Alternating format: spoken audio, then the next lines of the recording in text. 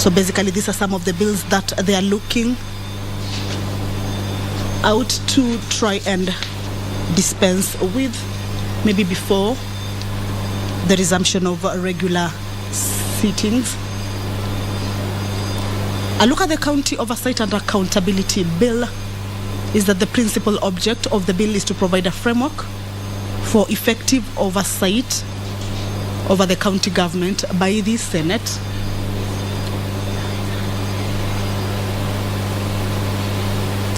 The Senate was tasked with oversight over national revenue allocated to the county governments under the constitutional concept of devolution and the principles of public finance. The input of the public is required in all executive decision-making processes. This bill therefore proposes to provide a mechanism on how oversight over the county budgets can be carried out. The bill gives effect to the constitutional provisions on oversight, public participation, and participatory democracy.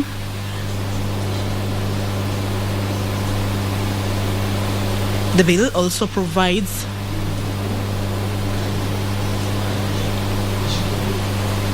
on clause 20 of this particular bill is that it empowers the county executive committee member to make regulations for the better carrying into effect of the provisions of the legislative proposals. But the bill does not limit fundamental rights and freedoms. So this is basically what this particular bill entails.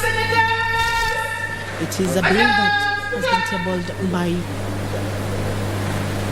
Senator Ledama Olekina and will be going into the Committee of the Whole for consideration this morning.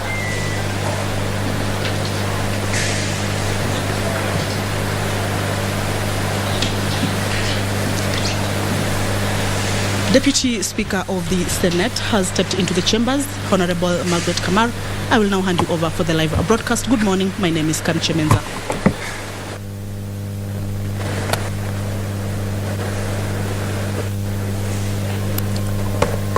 Prayer. Almighty God, we beseech you to behold with your abundant favor and blessings as your servants whom you have been pleased to call to leadership positions in this republic. We seek guidance to treat and consider all matters that shall come under our deliberations in so just and faithful a manner as to advance the peace, prosperity, and welfare of our country and of those whose interests you have committed to our judge. Amen.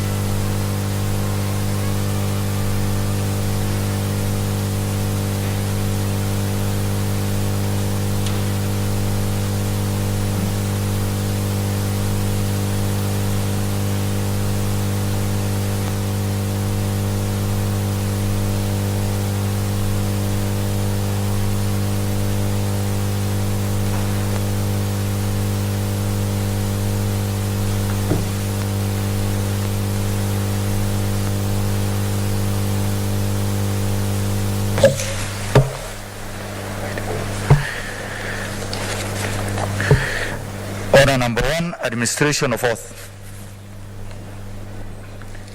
Order number 2, communication from the chair. Next order. 3 messages. Next order.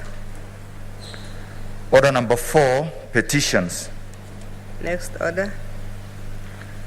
Order number 5, papers. Next order. Order number 6, notices of motion. Next order. Order number 7, statements. Senator Mwinyi Haji Mohamed Faki, you have an intervention. Thank you, Madam Speaker. I can see that this is a special session, and we have a lot of business. I think I can see about 5 or 7 bills which are lined up for division. And at the moment in the chamber, we have 5 members who I don't think form a quorum to transact the business that is ahead of us. So, Madam Speaker, I'll kindly ask that you maybe ring the bell so that members can come in, or in the event they don't, or maybe we'll be informed whether there are members online which can constitute a quorum for transacting this business. Thank you, Madam Speaker. Senator Haniri, George.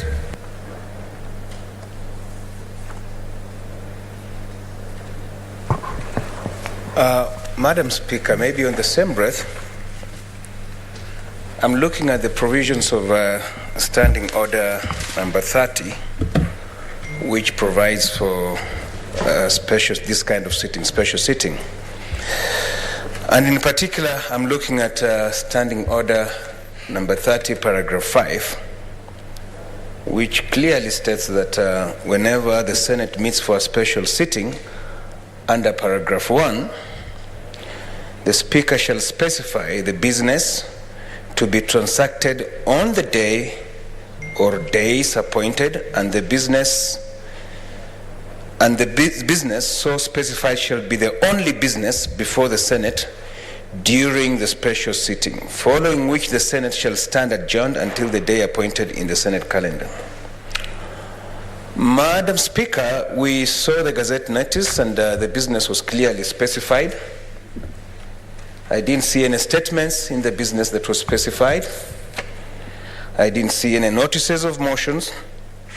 Mr. Speaker, this business was very clear what we were coming to transact within the 3 days of sitting. So I just wanted to get your clearance. I see the clerk on the desk asking for statements, if there are any statements. Was that part of the business that we were supposed to transact today? And maybe going forward, do we still have to read through these motions of papers, business statements, whenever we have a special sitting and the business that you're supposed to transact is specified? Do you still have to go through those motions? I thank you, Madam Speaker. Thank you, Senators. Let me start with the second member's concern, Senator Haniri. You rightfully stated that on a special sitting, we specify what we are supposed to come and do. Actually, if you listened as he was mentioning, I kept saying next order, because these orders are just procedural. It's a procedural way of having our order paper. Otherwise, we don't touch anything number 1 to number 7 when you're on special. So you are very correct that that those ones don't actually appear. Whether they are on the paper or not, we don't deal with anything except what was specified. So what was specified as raised by Senator Mwinyi is the order number 8, 9, 10, and 11. And he has requested that we ascertain whether we have quorum. And I want the clerks to ascertain that, because in a mixed system, we have people online and we have some in. So clerk, can you ascertain if we have enough members online and in the House?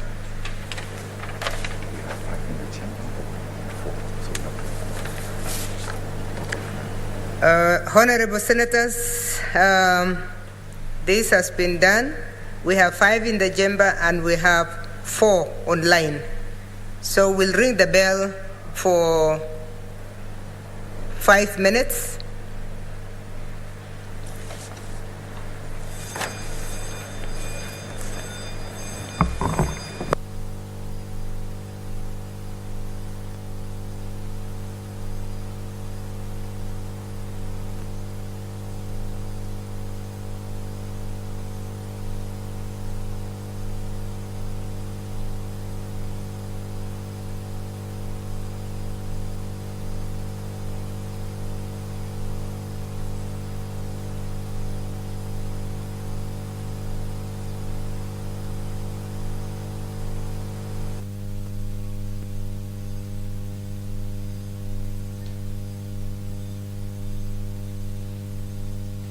Well, Deputy Speaker of the Senate has Honorable Margaret Kamaru has just ordered that the bell be rung for 5 minutes.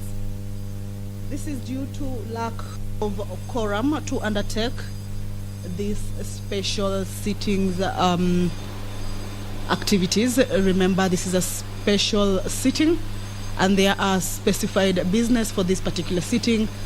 And the specified business in this special sitting this morning is that members will be proceeding on a committee of the whole to consider a number of bills in the division stage, and they will be needing quorum to actually undertake that a particular task in the division stage. This is an issue that has been raised by Mombasa County Senator Mwinyi Haji, who actually indicated that there is no quorum, and the business before the floor of the House is that there are about 4 bills that will require the members to go on division. But if there is no quorum, then that might actually hinder them from undertaking that particular business. So remember, this is a special sitting that has been, this is the 3rd day. Senators are supposed to resume their regular sittings on the 8th of February.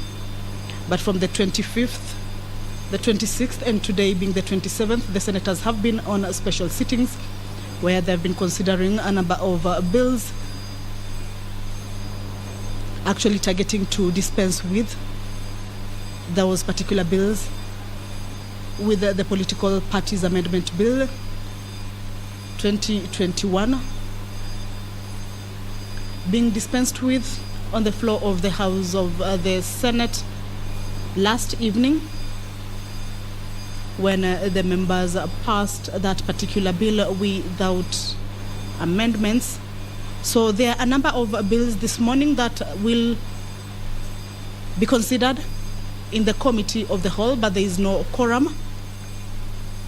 According to standing orders, 15 members are needed to be present, whether virtually or in the chamber, physically present in the chamber, when the Deputy Speaker was ordering for the bell to be rung for 5 minutes to enable members to maybe flock into the chamber or log in from wherever they are. There were 5 members in the chamber, while 4 were online, actually attending this particular special sitting virtually.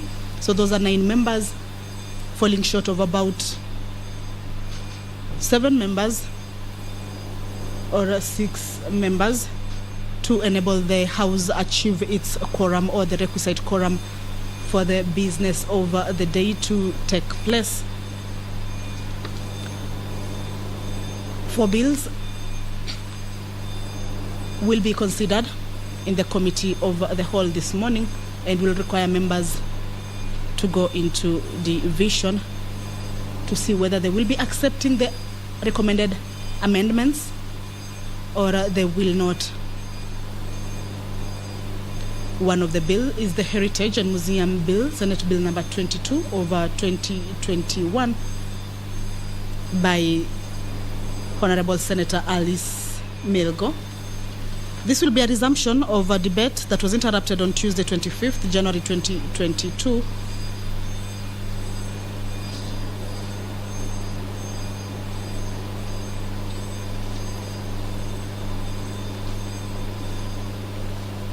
The bell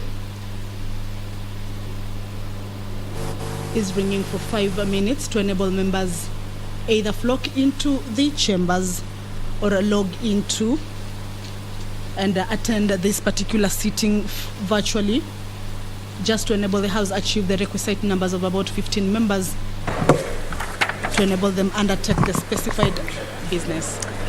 Honorable Senators, after the quorum bell, it is very clear again that we only have 6 members in the chamber and we have 5 members online. So, Honorable Senators, there being no quorum, the Senate stands adjourned until today, Thursday, 27th February 2022 at 2:30 p.m.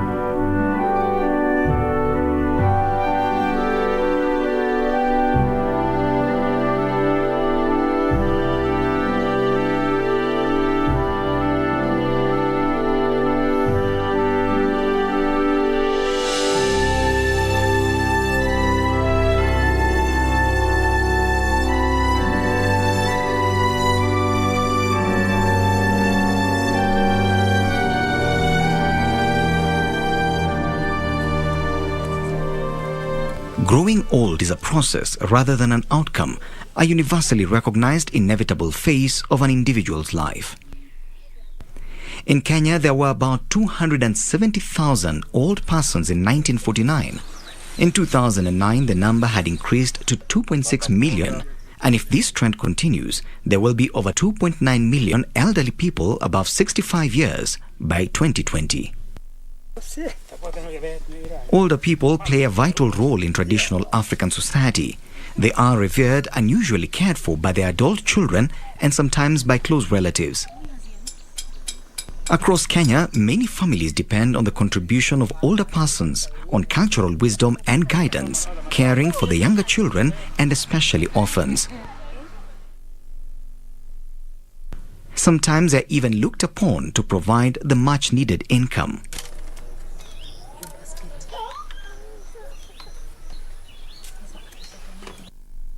But although older persons are essential to their communities, they face a great risk of marginalization, poverty, and social insecurity due to internal and external factors.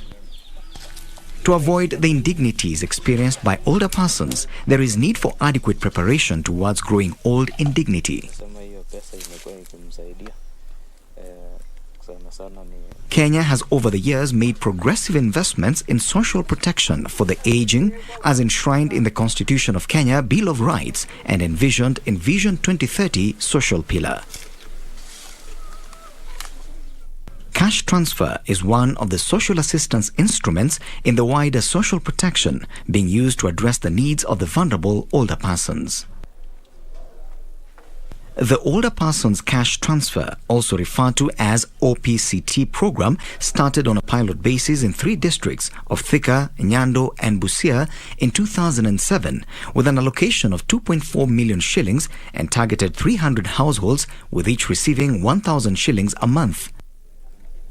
This was scaled up in 2010 when the government allocated 530 million shillings, covering 44 districts with 33,000 households receiving 1,500 shillings a month. In 2012, the program was allocated 1 billion shillings, which benefited 36,000 households, each receiving a monthly transfer of 2,000 shillings. In 2013, 59,000 households in all the sub-counties were targeted, receiving an allocation of 1.5 billion shillings. In 2014, the program was allocated 2.6 billion shillings, which upscaled to 164,000 beneficiaries in all the 290 constituencies in the 47 counties.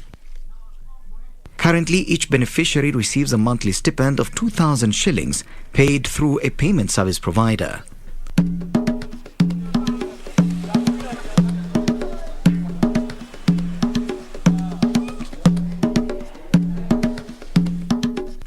In 2014, the cash transfer program was relaunched by His Excellency President Uhuru Kenyatta, leading to an expanded enrollment of 105,000 more beneficiaries.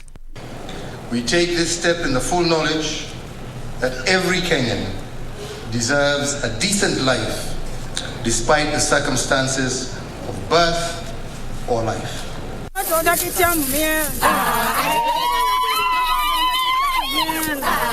During the celebrations to mark this year's United Nations International Day of Older Persons, held on 1st October every year, the Cabinet Secretary re-emphasized the objective of this cash transfer.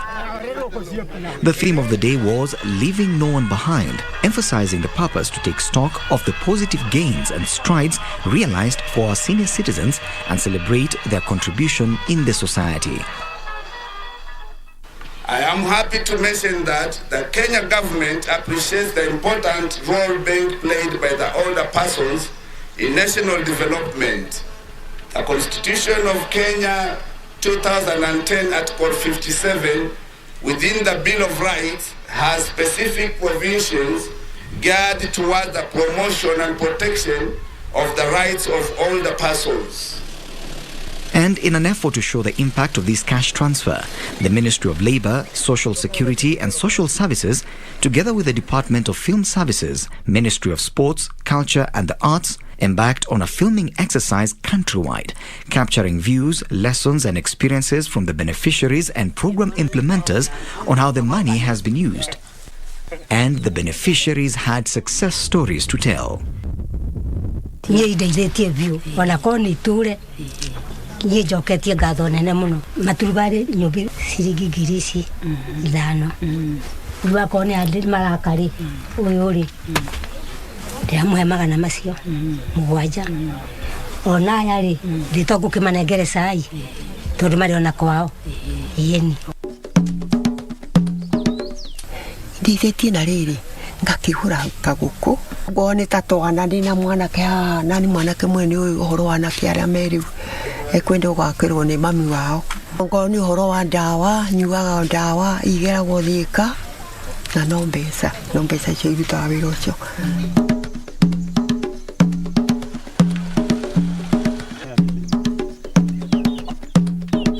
Fui mradi imesaidia godoro na blanketi nimenunua 3 yangu 2 na mzee wangu na mtoto mmoja. Kwa hivyo nimeshukuru sana.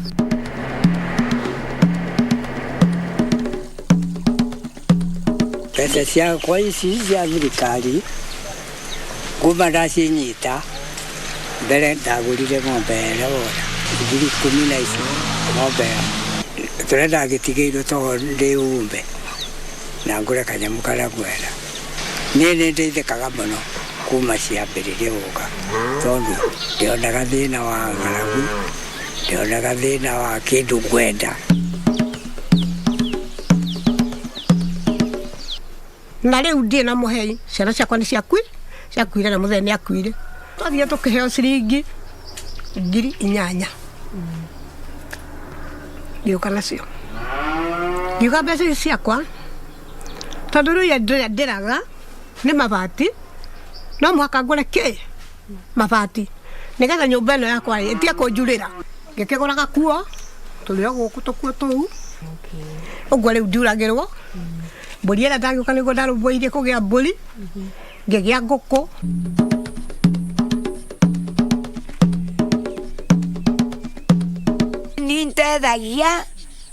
nintethagiria wanankarwara ichimbira cibitari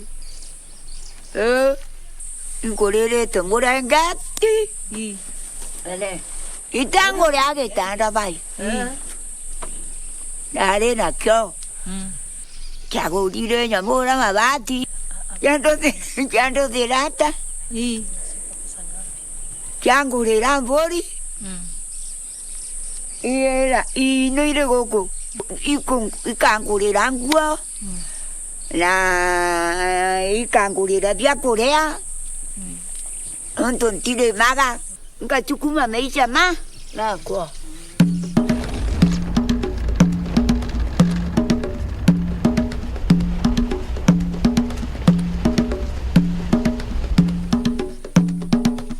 his caretaker. I'm the one who went for his money so that I can take care for him. Buying them food. I also bought a goat so that I can be milk for them. I bought 2 blankets, a mattress, and also clothes for changing. I started buying iron sheets. I've started building that, the house that you see there.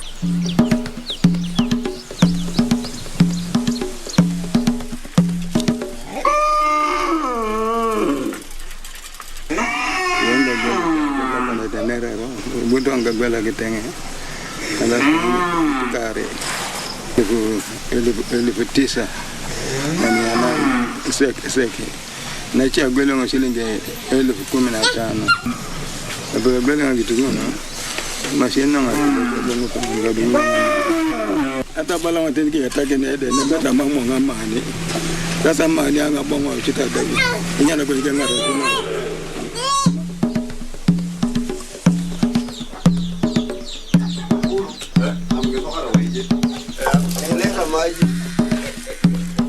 Samayo nga pesi anyemi epewa agwel na tapa na anyemi ngo kedia agwel do ngakine ka bongo agwela kan ketenge Akoki kana. Abeto golo adu kuchabo mabati 12. Ala karongo no. Said. Tinonga twane tengede. Ala kario.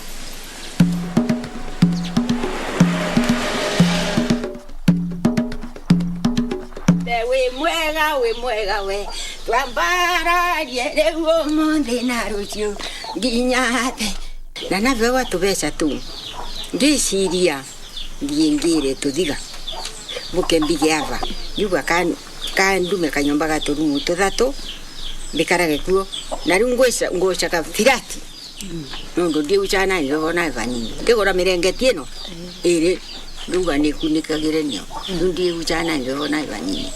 Nekaraga gaka. Kakireka muno ni muthua. Muno. Kanyomba gaka kwa wananginya mvundi ucio ndumirite andu maukaga. Nundu wakona tikaga tumewega. Lokona ria mwambithira nio atio nio ni etangu yakwa ya niyo muno. Ana nagurire ingi mikunjo. Marethi gokugo. Muthenya ucio na igwatire. Neno kirio na mamanyata. Na ukiro guo ngithia tauni. Ngithie ngithiriria nguo cimaki ngimiringa ngiricio. Yuga ni Romeo nundu. Yo ngoro wakwa. Atendefeka ati. Mbeca icio na ukirengethera kanyomba kwa tondu twaguragirwo muno ni mbura mavati mara maikungirita mothe ngikira mengi na macera ngwangandika mundu wa gwikate kwa kunyimbira nyomba na rika kunyimbira nyomba tupia turana twatigarite ngicoka ngimuva indethetie muno kugura kapuri gaka ni ithatu ng'ombe ni amwana kwa cokire kugura gukakirete gutu murithagiria tunyuyaga karia kirithagia no mbugire ndiganirie ria ria mwanake ngureka kwana ni mbiga vuka twagare wana ni ngunda gikoka kiuma thumu ya gwikira mugunda ri ini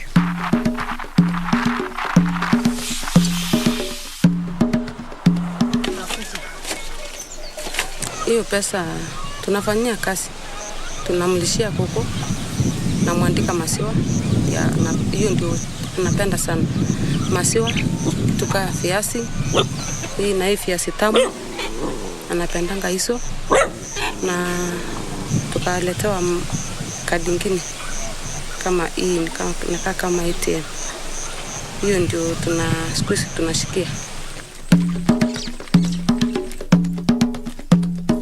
Ndiye muteize kubio tondo ndirararira na kindu kini kindeithĩtie ndaringania na kabiacara kanduta gaba kathondeka kagombe kehara kanini na nyumba na wera ndiraremeirwo ndirambe akarangi ucio na mutune uguo niguo njikite na thirikari nĩ ndeithĩtie maundu manene muno ndamona.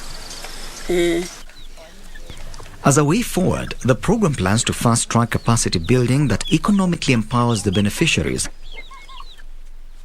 Through the expansion plan, the ministry hopes to have covered all deserving older persons by the year 2017. Institutionally, the government plans to consolidate all the cash transfers into one implementation entity-premises.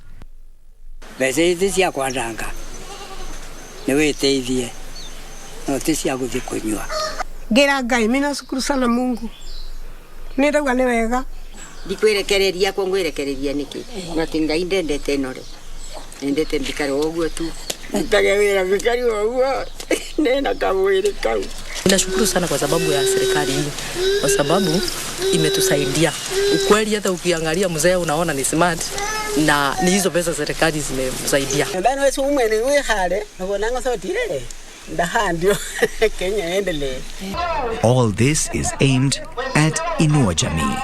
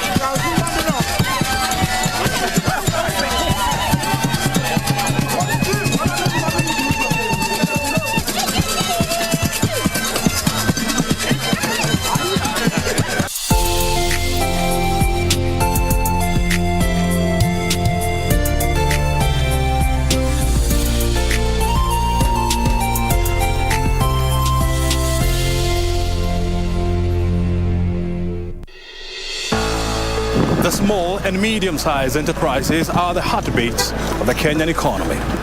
They contribute about 34% to the country's annual wealth, and they employ almost 80% of the country's total workforce.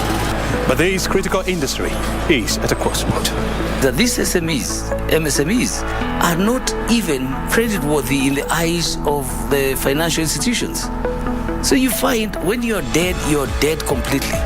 And that's why the fund then would have been very handy to be able to cushion these institutions, so that, these businesses, so that they are able to stay afloat.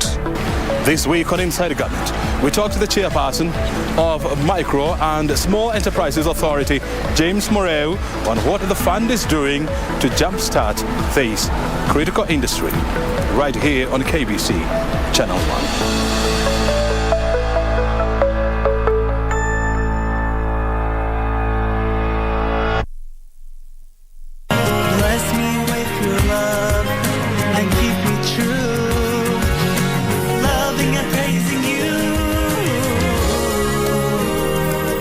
Hii ni maji, amekufa, ameondoka. Hebu angalia utamu wa Uislamu hapo peke yake. Utakuta sisi tunaenda, hata tuongoje mtu ako mbali, popote amekufia tutazikia hapo. Wakati yoyote atakufa, hatutamchelewesha, tunahakikisha tu roho kweli imeshatoka, hiyo mili tena haifai kuishi juu ya hii ardhi, bali inafaa kuenda kusitiriwa. Ikiwa tunampenda Allah subhanahu wa ta'ala, basi tumfuate mtume wake ambaye ni Mtume Muhammad sallallahu alayhi wasallam. Lamma nisma' ismi nabi lazim nisalli alayhi, Allahumma salli alayhi. Lamma tiji sirti nabi nibda'ha.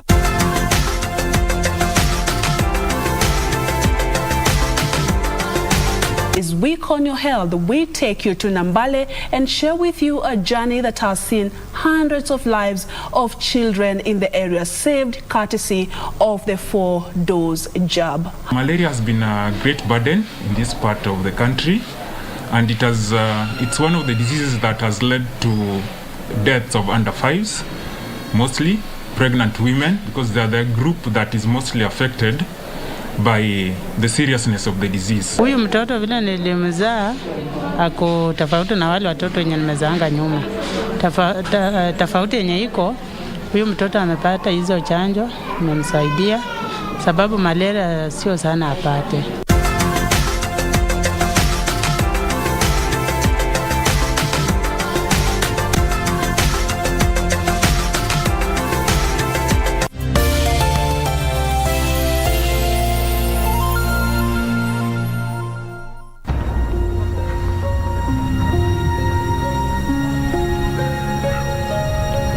Mount Kilimanjaro, an icon of Africa, and for centuries a mystic destination for adventurers and explorers. In this series, CCTV Africa will attempt to take you to the top of this beautiful and dangerous mountain and look at what makes it such a draw to so many people around the world each year. Kilimanjaro is many things to many people. It's a fragile ecosystem, and it's also a place of work for the thousands of people who live on its slopes. It's a journey of stamina fraught with hazards and extreme conditions at every turn. Good job.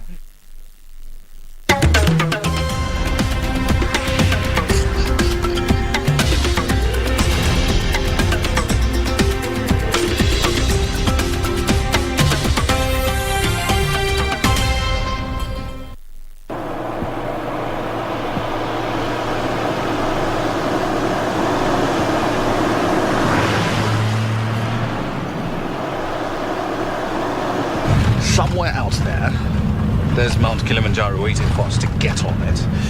We can't see anything right now. It's cold, it's wet, it's windy. Running through a lot of trees, can't see Mount Kilimanjaro right now. This is pretty intimidating. It's just taken me completely out of my depth, but at the same time it's exciting.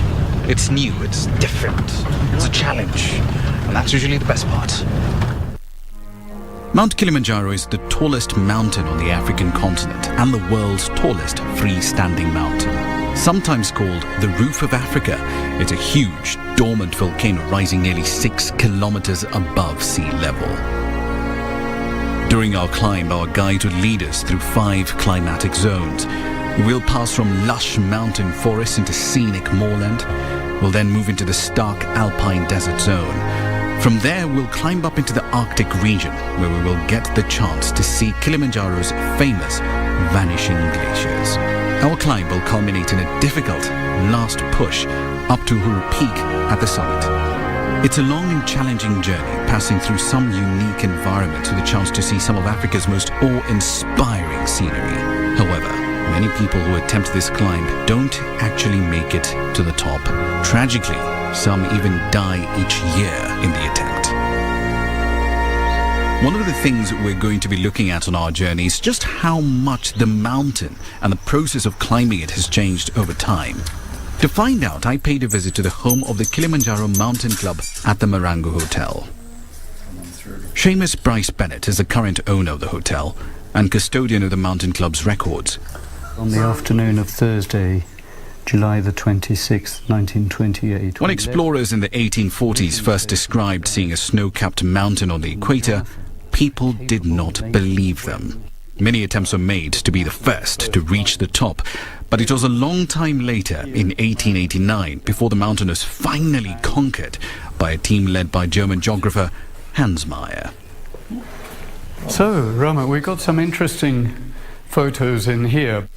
This is a collection of photos. Yes. It shows how the ice has changed on Kibo over a period of over a century. Yeah, because that's the first is 1920. Yeah, this is 1920, and just look at it. There's an ice cap all the way around. This here is 2005, and you know, it's really a fraction of what it was up there.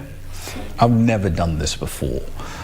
What would you tell someone like me to watch out for? What are the do's and don'ts when climbing out on Mount Kilimanjaro? Ultimately, it comes down to 4 cardinal rules if you want to have a successful climb of the mountain. Number 1, the most important, go slowly. Pole pole, all right?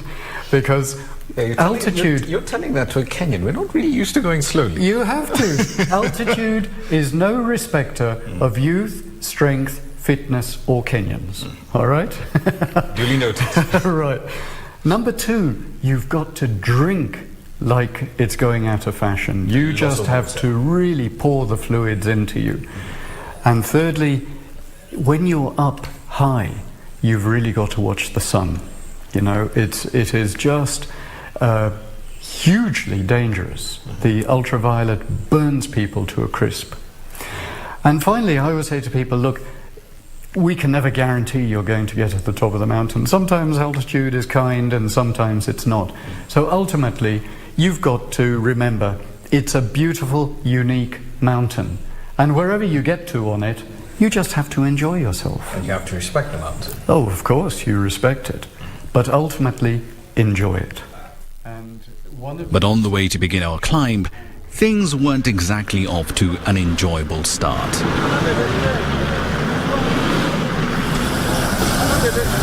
Right, so we haven't even gotten to our first starting point for the trek yet, but this should give you an idea of the sort of challenges we have to deal with. The roads up here are so bad, the bus carrying our luggage is actually now having a problem getting through the mud.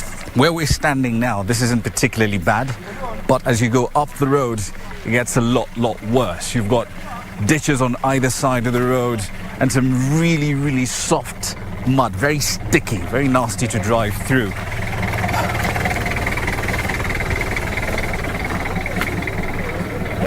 So up here it gets a lot worse. Deep ruts on either side of the road, very, very narrow, and that isn't going anywhere anytime soon.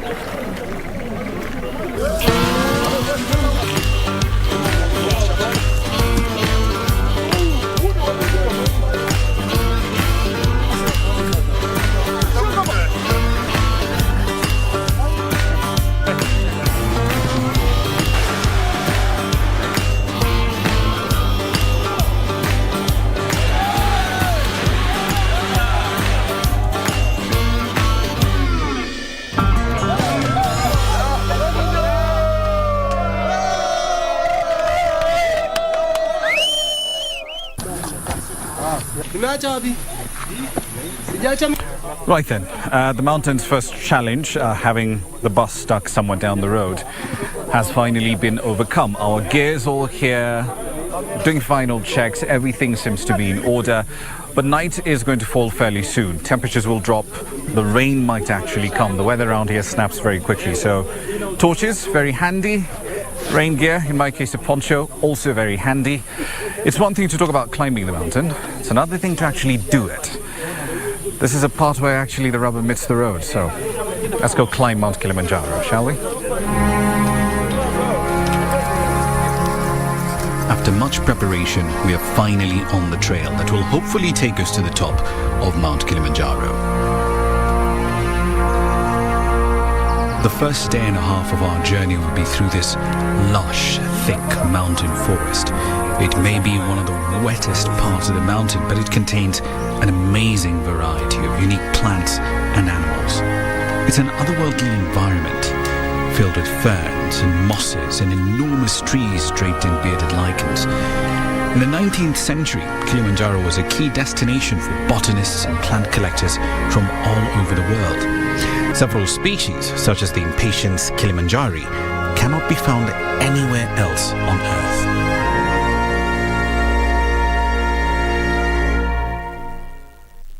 Leading our climb will be our guide, Simon Tui.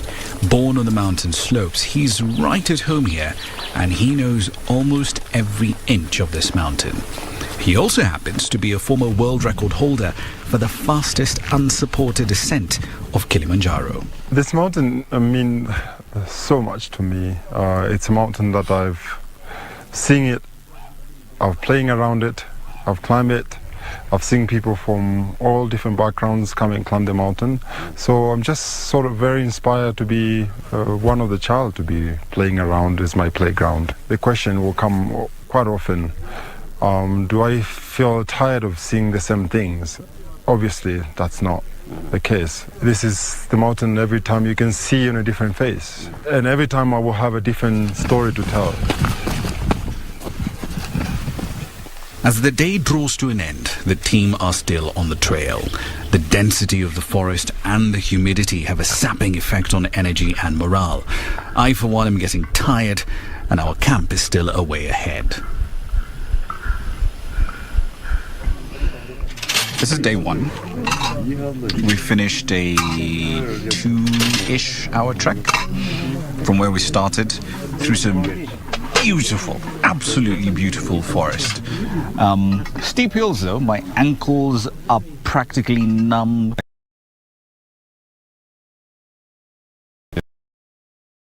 Just, nibble on them.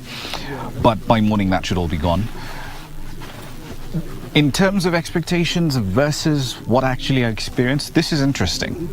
This is totally new for me. I've never gone camping before, never done any extended trail hiking on this scale before, and it's been fun. It's more of a mental thing than an actual physical problem. If you put your mind to it and you can actually execute it and you believe you can and you push yourself towards that, anything's possible.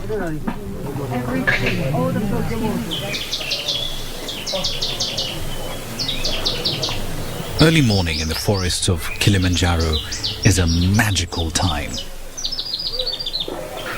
As the sunlight clears the mists away, our journey up Africa's highest mountain continues. First night ever for me under canvas was pretty interesting. I mean, you look at these tiny little tents and you don't think a lot can be done with them, but they're actually quite comfy once you sort it out. Blanket, thermal blanket to that, decent mattress, nice cozy little sleeping bag, job done. You'll be out before you know it. Today's climb will be a very intense one. As a crow flies, you're going to cover about 8 to 10 kilometers, which isn't a lot, if the ground is flat. The problem is today, we're going to be gaining about 700 meters in altitude in one day. Normally, it's recommended that you do not do more than 300. And we're going to try and push ourselves to actually double that and exceed it quite a bit. I do hope my legs are up for it, but we'll see.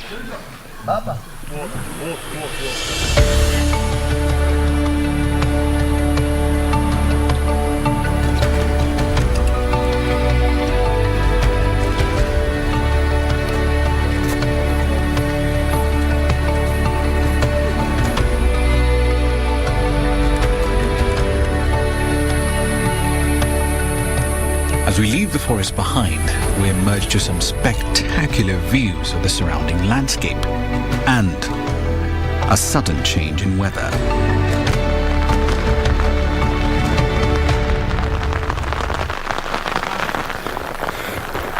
It's absolutely bucketing down. But the good news is, despite being wet and all the challenges that poses for shooting in this absolutely torrential rain, we have more or less cleared the forest. Now we're entering the moorland, stage 2 as far as vegetation is concerned on the mountain. But this isn't time to celebrate. The Shira Plateau is still ahead of us. We've still got a lot of ground to cover. Roughly 500 meters of elevation from where we are. And after that, and only when that's covered, can we finally get to our camp for the night.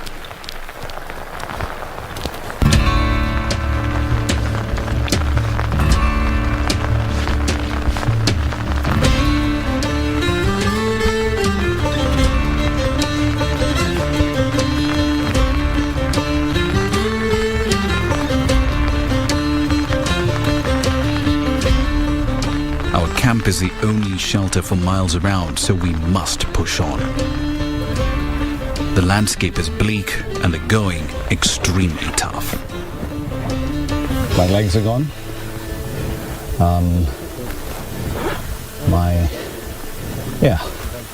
Generally that's it, exhausted. And we still have a lot more to go.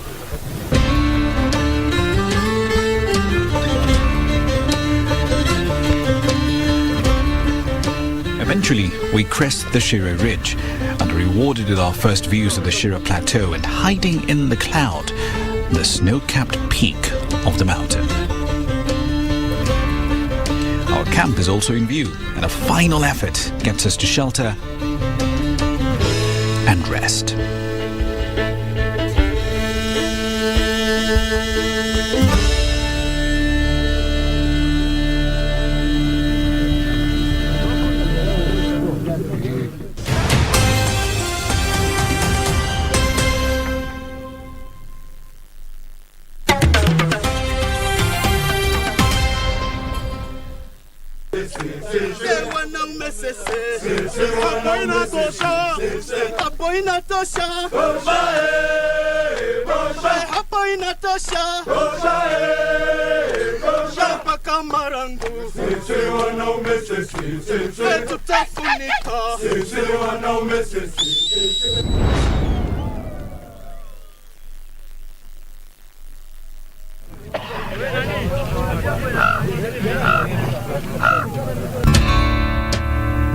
For the next 2 days, we relentlessly continue our trek across Kilimanjaro's stark heath and moorland.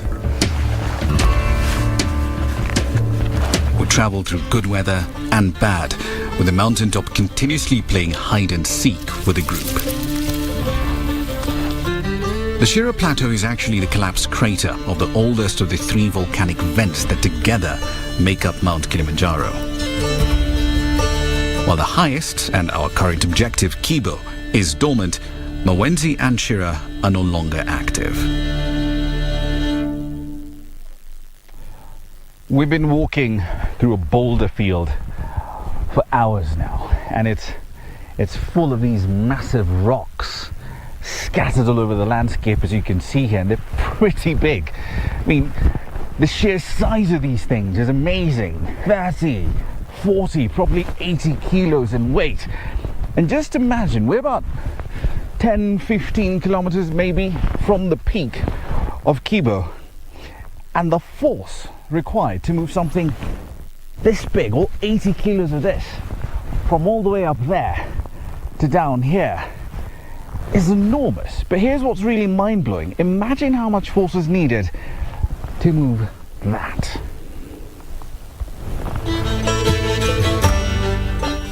It's in environments like this that you start to understand how the many myths and legends of the mountain have come about. The Chaga people long believed that there were magical genies and spirits living on the mountain, and there are many tales of treasure troves hidden in Kilimanjaro's unexplored caves and valleys. I know firsthand just how hard it is to get up here, and we're not even halfway up the mountain yet. Today, though, I'm going to meet two gentlemen who between them have a century's worth of experience. One of them, in fact, was trained by the first guide to ever make it to the summit of Kibo.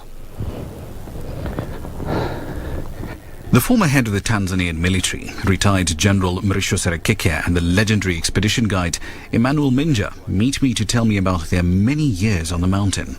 You've been climbing this mountain several times for nearly 40 years. How has the mountain changed in that time? When I started going up, first time, 1965, the traffic was practically zero. Very few people used to go up this mountain. Climate change has made a lot of difference on the mountain. The snow, what I saw in 1955 and what we see now, there's a hell of a difference. The plenty of snow, sometimes used to come up to 14,000 feet. But today, most times, the snow is limited to actual top. The vegetation has changed as human traffic increased. There were a lot of fires. So you find once the vegetation is burned out, it takes years to grow back. So there are a lot of changes from what we saw at the beginning and now. Tulikuwa na zamani hii tulikuwa ya watalii. Tulikuwa tunajifunika na blanketi. Blanketi tu? Shati, blanketi. Kijana huwezi kusikia baridi. You used to bring soldiers up here, General. Every year I used to come up with some senior military officers. One group of senior officers whom I considered they were being a bit too comfortable by growing tummies. And the other group was the people that reading their reports. Their reports were excellent. And these were people that you could entrust them with command. But I didn't know them personally. What I used to do at 18,000 feet on the scree from Marangu side, I was always Emmanuel first and then me. And then officer whom I wanted to interview on the mountain is number 3. And I said, so-and-so, said, yes, sir. There's somebody at the rear. Go down and help him up. And then I used to observe the reaction. And this was very important for me to know exactly when this is a commander, this fellow is a commander of a unit, and then it comes to a crucial, difficult situation. How does he handle his men? For those who were building up tummies, I didn't have any interview with them because the mountain interviewed them.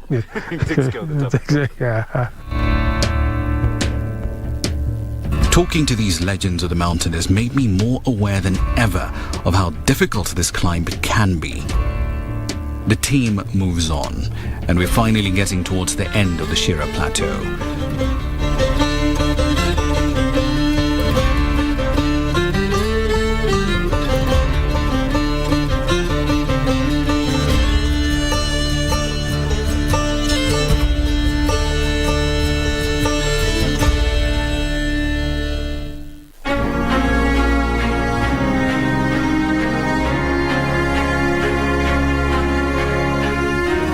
We're making progress in our mission to get to the top of Mount Kilimanjaro. The vast change in landscape and vegetation means we're leaving behind the moorland and we're entering the alpine desert. But progress is getting much harder.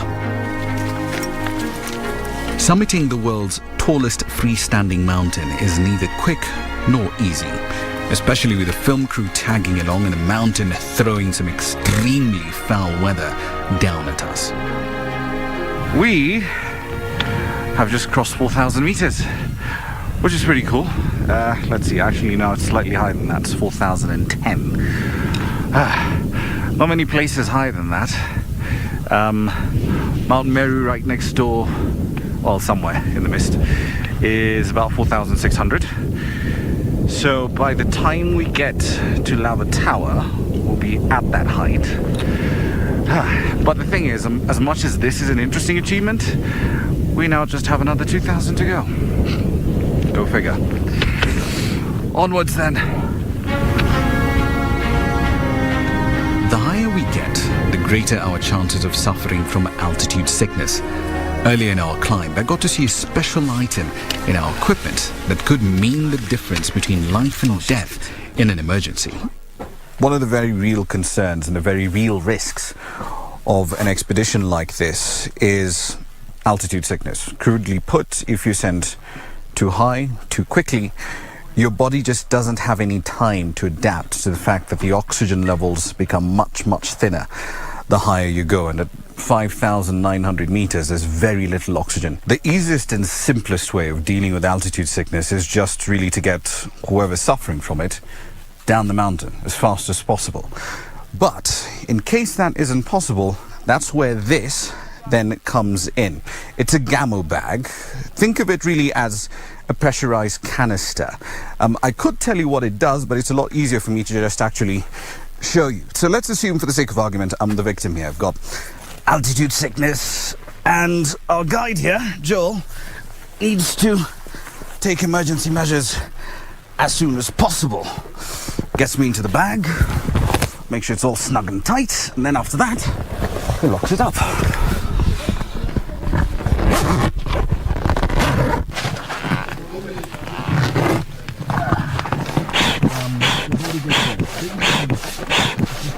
Basically, it's a sealed chamber.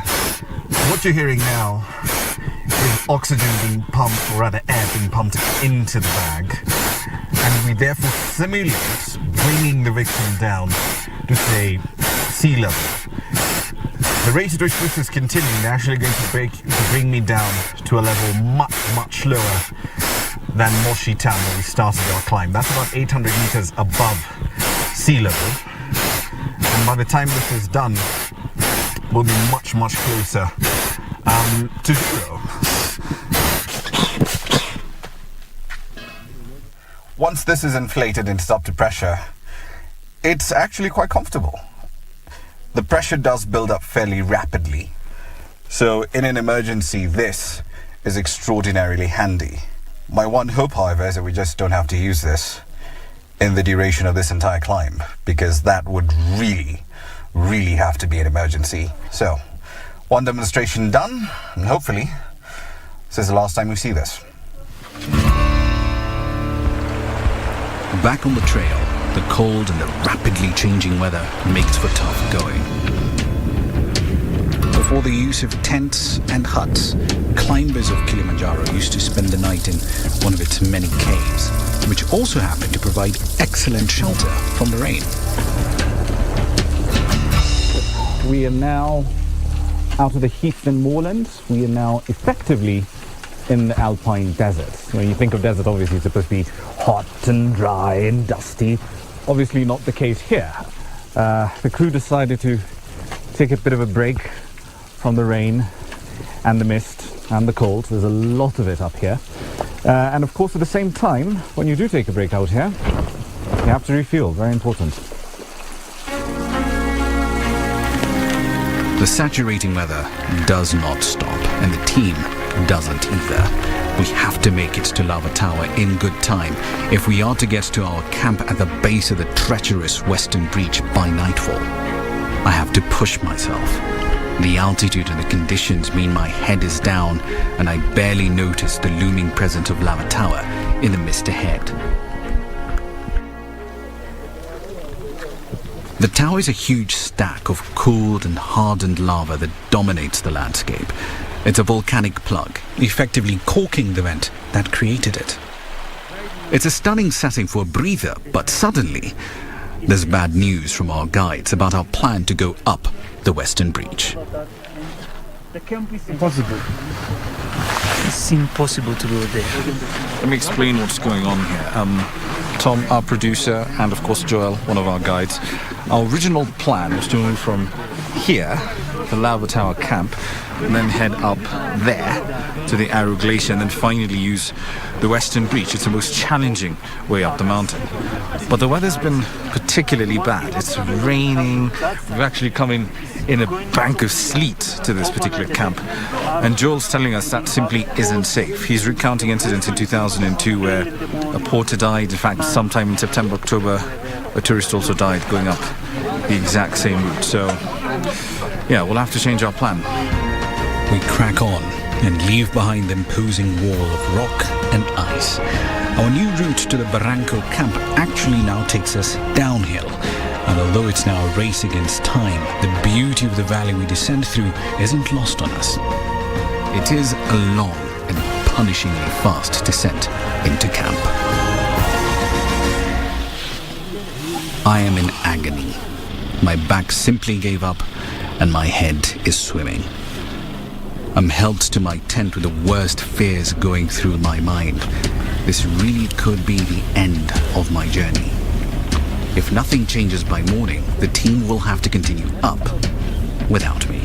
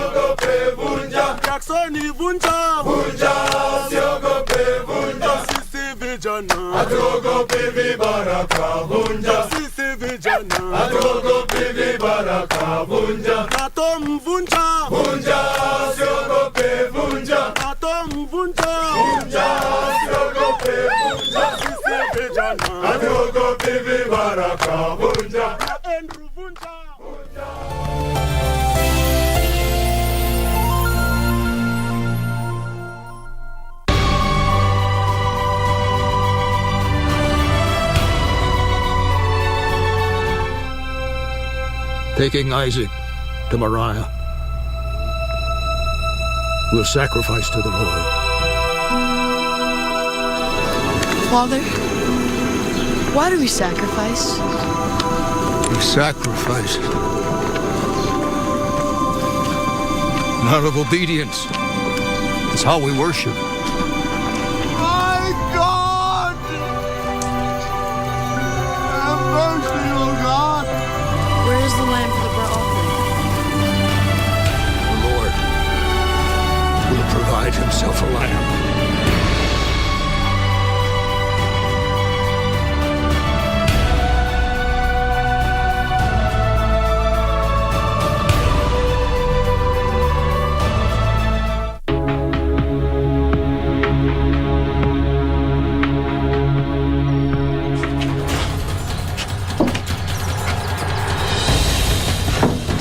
You said we need that document. You said so yourself. What's wrong with you? I can't find it. I can't find the inhaler. Philip, what are we going to do? He's going to die in our hands. Come on, help! You can never be too careful.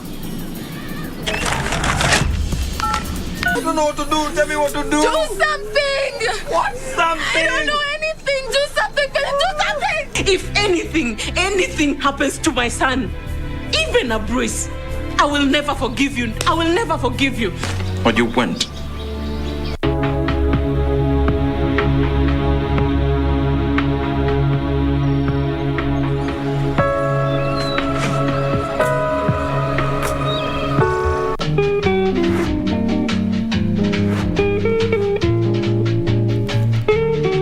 Unasema ya kwamba ni msichana alikuwa approach, si ndio? Ndio. Mimi nakaa msichana? Uliniona mimi nikikuwekea mchele? Wewe ndio iko mimi hapa, hakuna mtu mwingine nakaa na mimi hapo. Mimi nipati animal, ndapataje swali za daktari, tunakutana wapi? Ama ulikuwa? Kwa nimepanga kulainisha mambo. Utajitetea ukiwa upande gani? Wewe, nyamaza. Kaa kimya. Bouncing castle.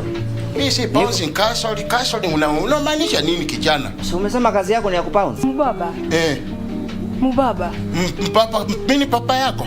Mubaba, sina nakujanga hiyo club sana sana. Ndio unakujanga lakini si ni tipo pole pole. Sina kuongelesha pole pole.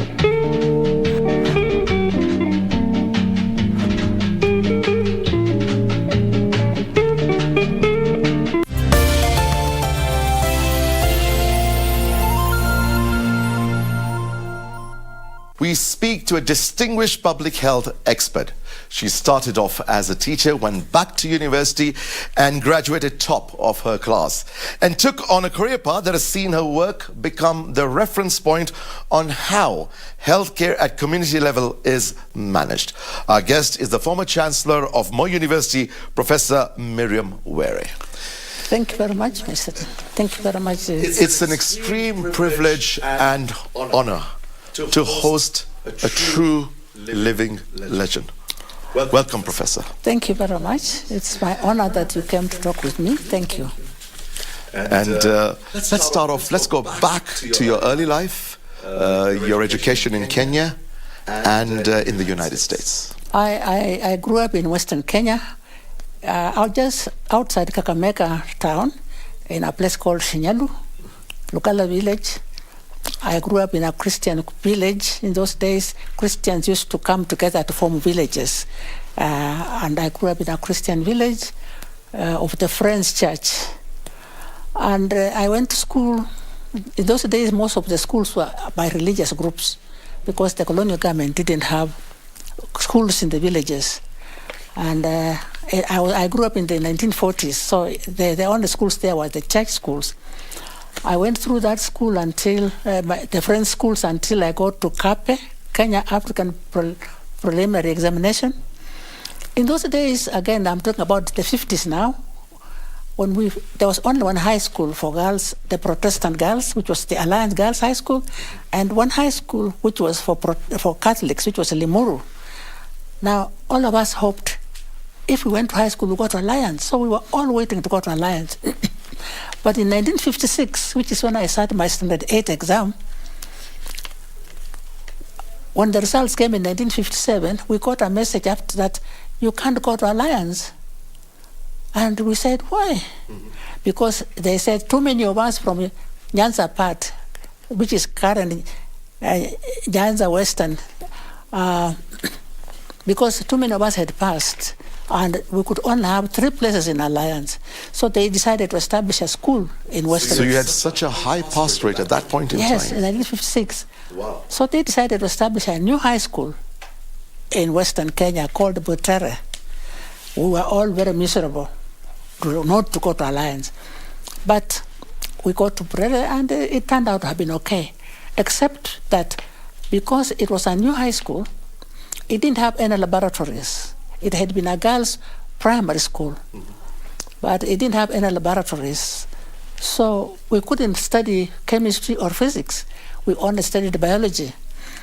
And I had been very interested in health issues because I used to see children with jiggers, children with wounds, children with malaria, and I had been very interested in health issues. But now that I didn't have science, I felt, okay, that closes the door. But there was an interesting event that happened often. The church used to organize youth meetings for young people. And there was a nurse from an American missionary nurse who always came with these groups and to treat any sick children that came to these youth gatherings. And she always asked, who is going to wash the dirty feet of the children so that I can put medicine on them? And I always volunteered because I had younger brothers and sisters, and so it was not abnormal to wash. So it was always in you, extremely dedicated from a young age. So the will to help people. Well, I was really interested in, so I used to wash the feet of the children so that she could apply the medicine. And then I go home and that's it. I didn't realize that she was keeping note of this. And this happened every year, and I just washed the dirty feet of children, their wounds, then she would put medicine. When I came to Form 4 in Butere, this lady came and asked me if what I would like to do in life. I told her, well, I had wanted to work in the health sector, but I don't have science, so that is that.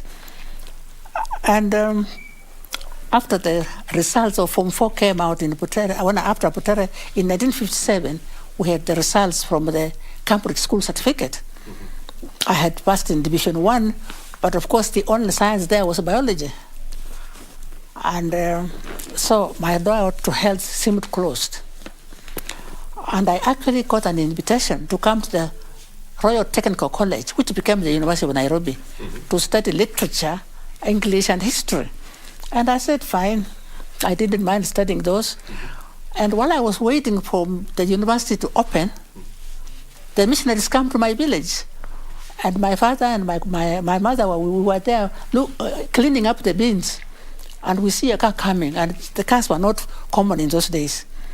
We see a car coming, and the missionaries come in, and I thought, well, it was something to do with my father, because my father was active in church work. But after a cup of tea, they asked me, would you like to go to America to college? Out of the blue. Wow. So I tell them, no, I don't want to go to America. And they looked so puzzled, and my father looked so shocked. So my father asks me, why wouldn't you go to America? I said, it is too far. So my father then told the missionaries, let my daughter and I discuss this matter, and I'll come and give you an answer tomorrow. And so they said, no, we shall come back for the answer tomorrow ourselves. So my father asks me, why wouldn't you go to America? These people have come from America. It's not too far. Our people in the church always go to America for conferences, and they come back. How can it be too far? So I told him my fear was that my mother had died when I was in Form 2. And my fear was that if I went to America, which was very far, and my father died, I wouldn't even be at his funeral, and I would never get there to be at his funeral. It is too far. So my father said, but I can die now while you are sitting here. And I said to him, but if you die now, I'll be at your funeral. But if I'm in America, I won't be at your funeral. So he met up again with me. He told me, I'm going to pray to God that I will be alive when you come back in 4 years. Would you go? And I said, yes, because I had seen my father's word fulfilled all my life. The only thing that was not fulfilled was my mother's death. But whatever he prayed about was done. So I told him, yes, I can go. Early the next morning, the missionaries come back. Okay. And my father said to them, oh, she has agreed she can come. They said, no, we want her to tell us. So I told them I have accepted to go to America. And then they say, why? Then I explained to him. And they said, you believe that? I said, yes, I believe that God will respect his word with my father. Then they explained Even at such a young age. Well, you had strong faith, belief, conviction in God. Yes, God has been real in my life, most of my life. I think from the time I was 10 years, I have had a personal active faith in God. Then the Americans explained to me that one of the reasons they had recommended me to go to the US is because it is possible in the US, even if you have not done science in the high school, you can actually get an opportunity to study it in what they call the liberal arts college. And then this missionary had come with the nurse that used to organize the workshops, who used to see me washing feet. So they explained to me that they wanted me to have this chance so that I could bridge the gap of the lack of science and maybe go into the health profession if I wanted. So it became exciting now. I said, I'll be very happy to go. So to make a long story short, they helped me to organize my passport and so on. And I ended up in a college called William Penn College in Iowa. And I found that it was possible to take the first class in chemistry, which was the equivalent of A-level chemistry in Kenya or in the British system. And I remember in the first session, the teacher put H2O plus CO2 on the blackboard. And I had seen these things in high school. Right. But whenever we asked our teacher, what do they stand for? He says, you can't understand because it is all about chemistry and we are not doing chemistry. So when I saw this, I put up my hand, and I was the first African student in that college. I put up my hand and I said, why are you putting 2 after H and nothing after O? And CO2, you have not put anything on C, but 2 on O. What do you decide where to put the O? So the whole class stand. First of all, I was already a novelty because I was the African, the first African in the college. What year was this? This was 1961. 1961. And this African doesn't know what H2O stands for. So the teacher says, let's discuss this after class. So we finish the class, and then the teacher comes to me afterwards, and he says, let me wait. So he went and checked on my grades. So he comes back and he says, oh, you've done well. You got distinctions throughout your high school, but you didn't have any chemistry. So I explained. Then he said, okay. So to make a long story short, he gave me a list of chemistry books and physics books that I was to study. And if I had any problem, to ask him. And then I got that opportunity to study the sciences. And when I graduated... What an amazing opportunity, straight from O levels. Yes. These missionaries come to your house, yes, offer you this amazing opportunity in life. Yes, yes. And straight, you're in the United States. Yes. It's like a dream come true. Yes. But obviously, you should have the will to learn as well, which you did. Yes, yes. I was very eager because, and fortunately for me, I found chemistry absolutely fascinating.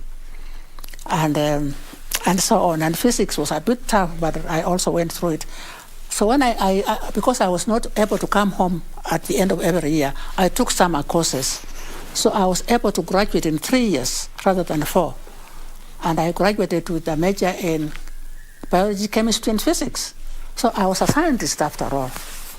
And I was even admitted to an American medical school called Indiana University Medical School. So I was saying, thank God.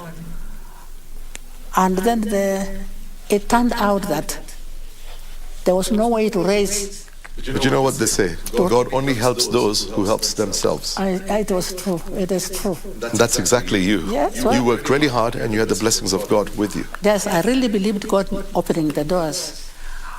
But the one door that God didn't open for me was the desire to come home before I could study medical school in the US. Because I had been away now for 3.5 years. Mm-hmm. And I wanted to come home to see my father, because you remember my father had bargained with God for 4 years. I wanted to see my father so that I could go back to study medicine.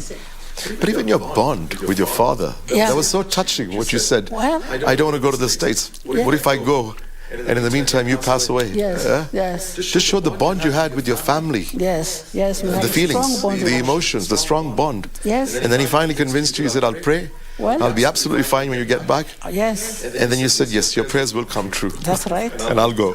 Yes. Yes. Very, very touching, very touching. And then you see, so everything was, so everything, I felt that I was in the, God was fulfilling my desire to serve him through health.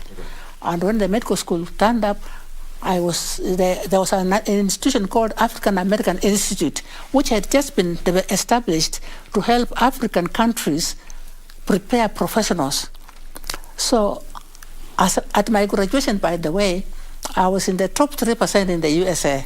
So I was listed in the 1964 who is who among American universities and colleges. Top 3% in the whole of the United States Yes. in 1964. Yes. That's an absolute honor. So because of this... We're proud of you. Well, That's our Kenyan out there. It was Kenya. Within the top 3% in 1964. Yeah, it was When things were so difficult at that point in time. It was God's doing. And especially since I didn't have the sciences before. So what happened is that, therefore, I was admitted to a medical school and then this African American Institute were very eager to sponsor me because I was a good student. And my church said they will look after the residential costs. And everything seemed okay, except that we couldn't find money to bring me home before the medical school. And I was too homesick. Mm-hmm. So I tried to go. I actually reported to the medical school in September 1964, but I just couldn't. That is one time where my determination failed me. Tears just kept on coming. I just couldn't. I would think about my father, and I just couldn't go on. So the doctor finally told me, "You better go. You'll break down here." So one of the doctors who was teaching us recommended me to go and see the university doctor. And the university doctor said, you better go home. You are going to break down. And then you come back next year to study medical school in the USA. So I said, okay. So I came home. Unfortunately, by that time, Kenya was now independent. Yes, of course. Yes. And someone introduced me by telephone to the UN, to the Kenya UN office. You know, God just brought people in my way. I didn't know. And so the ambassador of the Kenya office in the UN, Ambassador Burud Nawera, who happened to be a friend of my brother's. Okay. So he said, we have been hearing that you are in the US, but we had no contact with you. And what were you doing? I said, I was studying science. Where are you? I said, I've graduated. He says, so what are you doing here? You should be home. I said, yes, I would like to go home, but I don't have any transport, any ticket. He said, I'll contact Nairobi, and we shall try to give you a ticket to go home so that we can benefit from your science degree. So through that process, I got a ticket from Kenya to come back home. Okay. In early '65. And we went to the Ministry of Education, and I told them, I am qualified to go to medical school, and I would like to go to Makerere Medical School. And the PS, his name was Ketinja, I remember. He looks at my certificates and my grade. He says, well, you must be joking. We're looking for science teachers. We cannot send you to Makerere for medicine. We are going to send you to Makerere to train as a teacher, because they had just started a program, postgraduate education diploma for teaching high school. So he said, so you go there and you become a science teacher. So we cannot take you. So I said, okay. So when I consulted my father and my brother, they said, well, teaching science in high school is also good, because then you'll prepare those ones who will become doctors. So you are still involved, you are still contributing to medicine, but indirectly. I said, okay, what do I do? So I accepted. In 65, I got to Makerere to do diploma in education. I had always heard about Makerere, but I had never been there. So it was also fascinating to be in this famous Makerere. And now, as a postgraduate student... Makerere was a renowned university at that point in time. Yes, it was the only university in Kenya, in East Africa. That was the only university in East Africa at that point in time? In East Africa, yeah, it's the only university. It's produced some of the best professionals. Yes. So when I went there, and I said, hey, I'm in Makerere. So I enjoyed it. was a one-year program.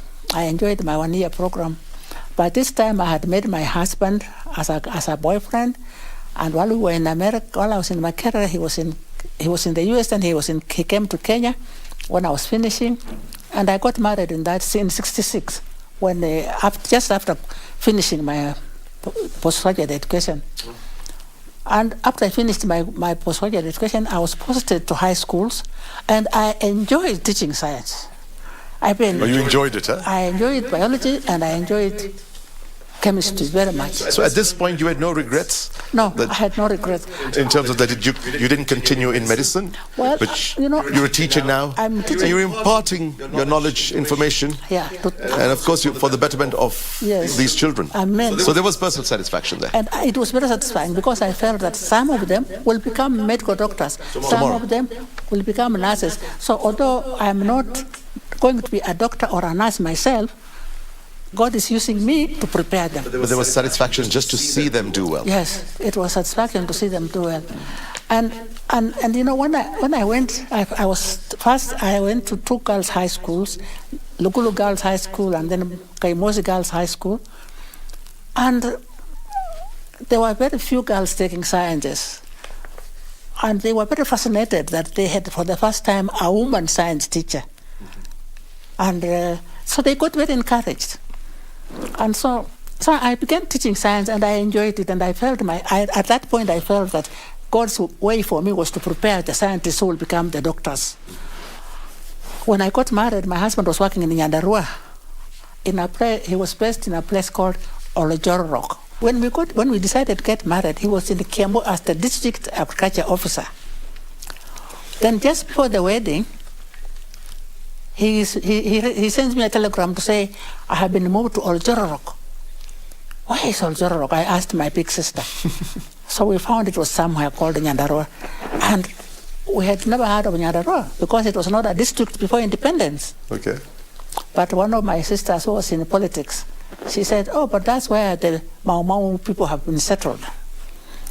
So anyway, we did get married in 66, and I moved to Oljoro Rock and taught at Thompson Falls High School. And for the first time, I was teaching a mixture of boys and girls. It was a co-educational secondary school, boarding secondary school, which was quite new and quite interesting. And I was well received by the missionaries who were running the school, and well received by both the boys and the girls. And I continued to enjoy teaching science.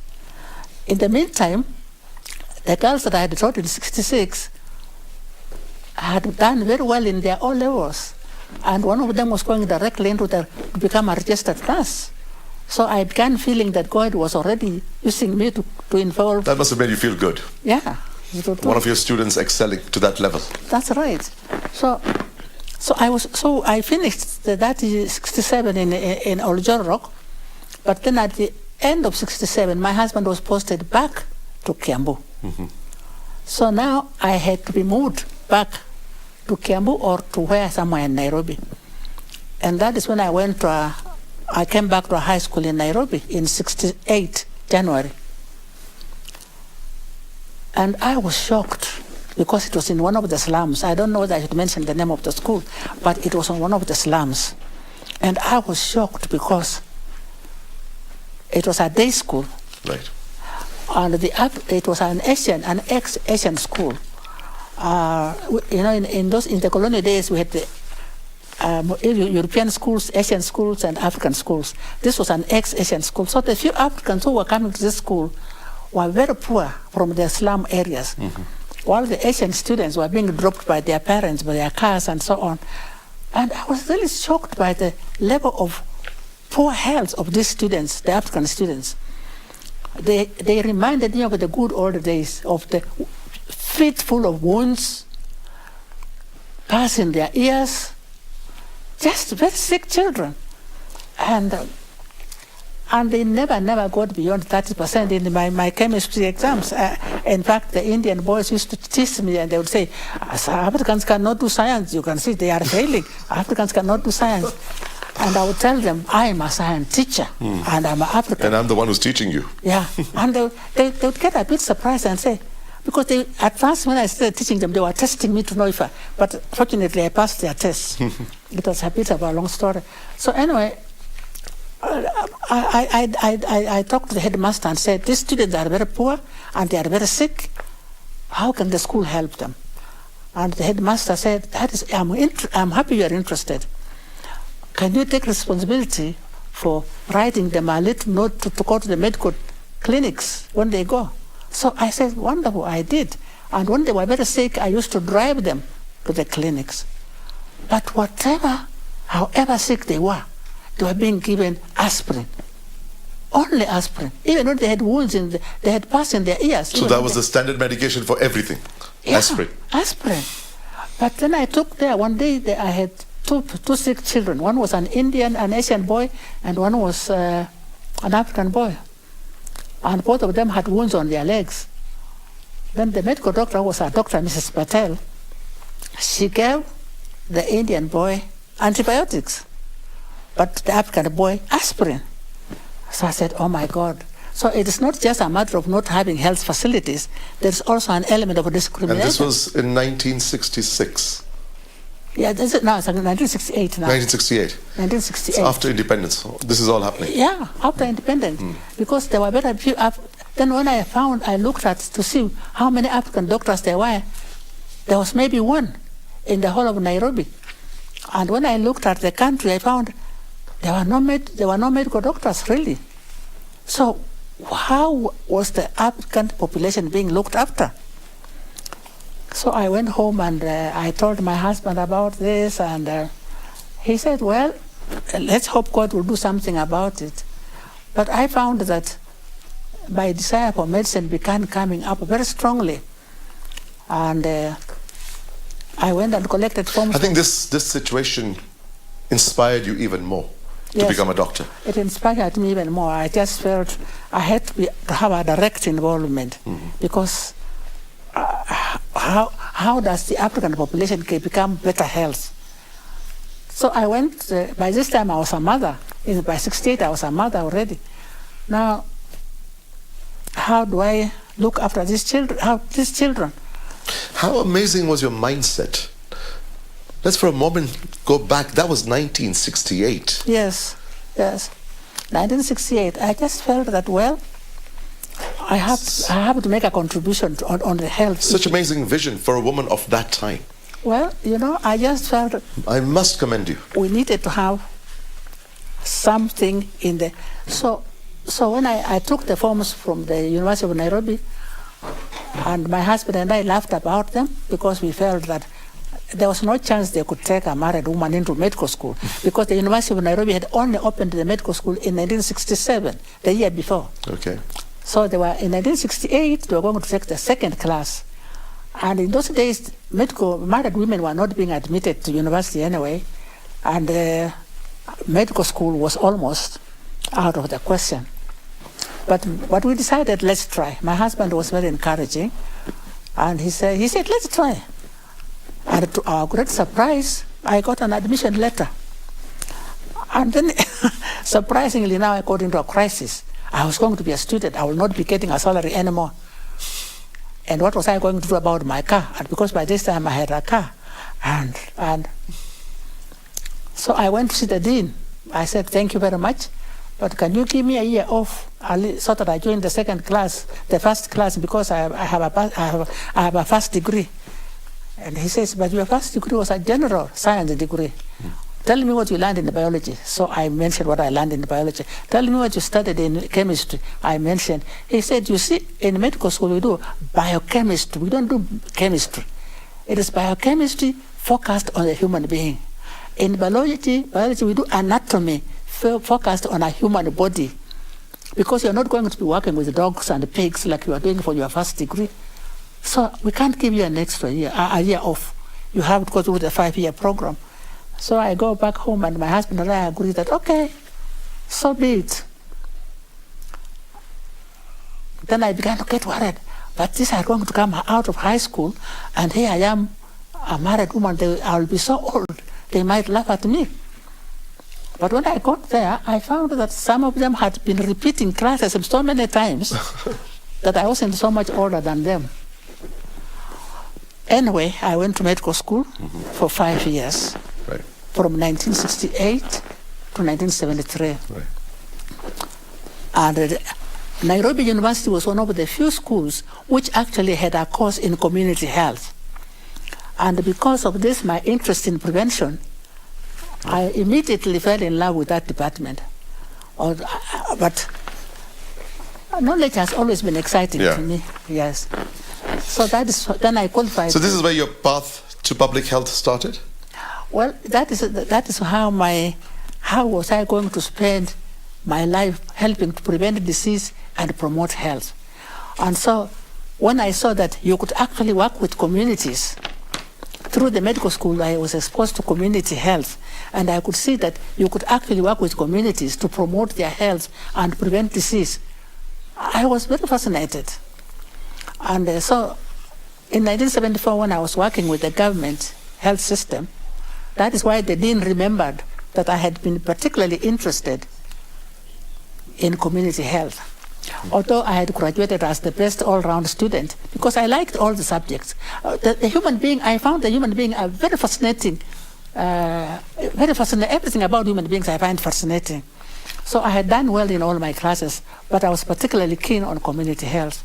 So you established the Master of Public Health program? Yes. MPH in Kenya, right? Yes, the first one in Kenya, in fact. So now how did you go about this?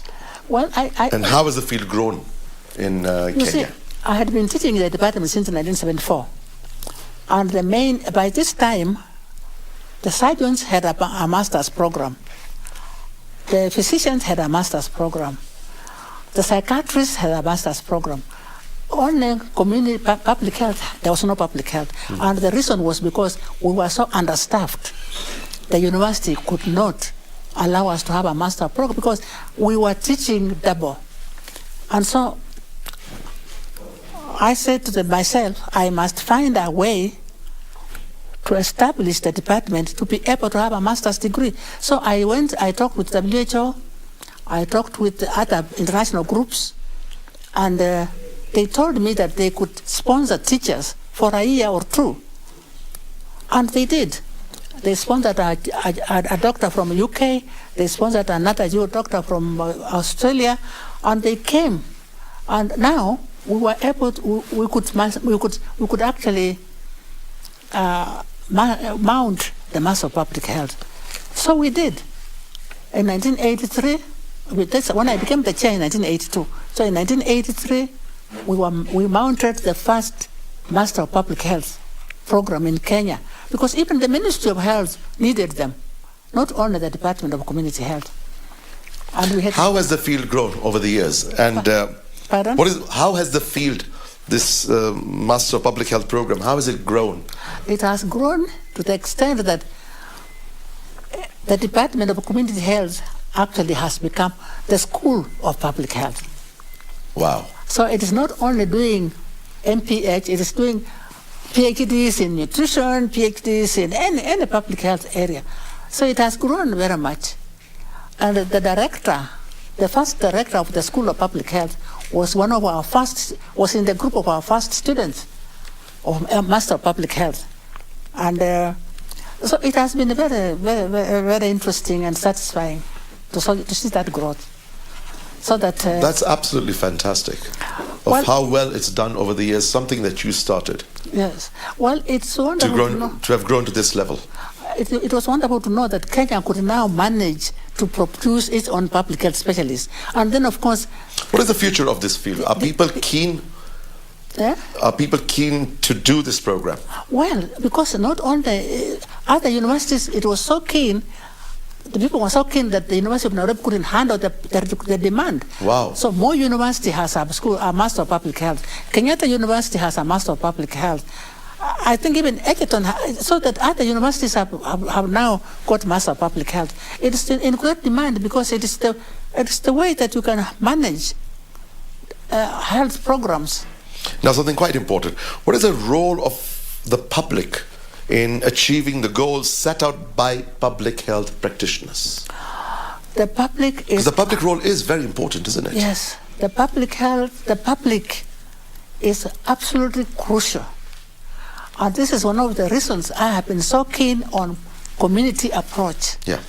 Because in the community approach, you don't only use the professional knowledge that you have, you also relate to the knowledge of the people, the interests of the people, and the requirements of the people.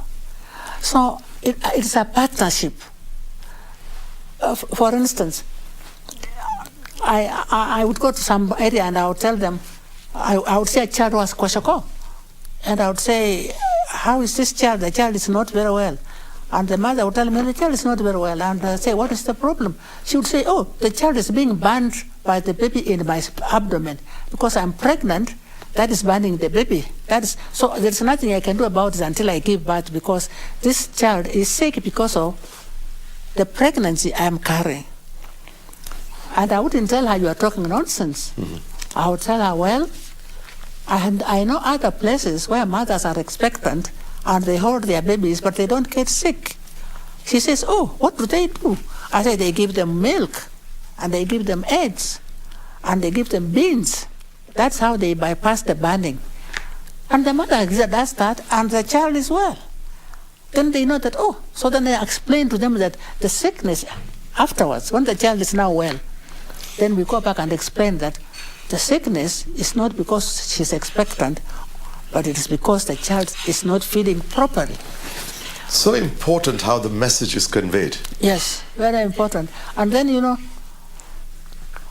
once we understand that, but we also make sure that, but the whole issue of child spacing is very important, because if you have children too close together, you will not be healthy, the children will not be healthy. But you need family planning. Yes, but you can't do this. Professionals, medical professionals, nurses and doctors and clinical officers cannot do it because they are not interacting with every mother. But community health workers can do it. And that is why Such a crucial role to play. This is why they are so crucial. And that is why Ethiopia has done so well, because it has a community health worker for every village. Not just, they don't call them volunteers, they pay them a salary. And you know, Ethiopia has been revolutionized just because of that. Tell us a little more about your time in Ethiopia. 15 years was a long time. Yes, you know, when I went in Ethiopia in 1985, Kenyans were known as capitalists, and Ethiopians had adopted the Marxist approach, the socialist. So I had to be very careful. They didn't like capitalists very much at that point in time, Ethiopians. I had to be very careful with what I did and how I did it. Right. Because I would be told, we are not capitalists like Kenya. And I made sure that didn't come up often. And but when I left here for Ethiopia, I was told there is no corruption in Ethiopia. Ethiopia is very good. I said, thank God for that. And then after I got to Ethiopia, and I worked on the idea of the child, because the children were dying from famine, and then the disease that came up from epidemics. I developed a program they called Accelerated Child Health Development, SCAD, because UNICEF was focusing only on immunization. But I could see children were also dying from diarrhea. They were also dying from malaria. So why just immunization? So I developed a program with the Ministry of Health called Accelerated Child Health Development, so that we could look after the mother as well as the child comprehensively. And we could use this program to strengthen the health facility. Because one of the problems that the Ethiopia government had with the UNICEF approach to immunization was that they said you can immunize even under the tree, just to mass immunization, so long as you cover the children.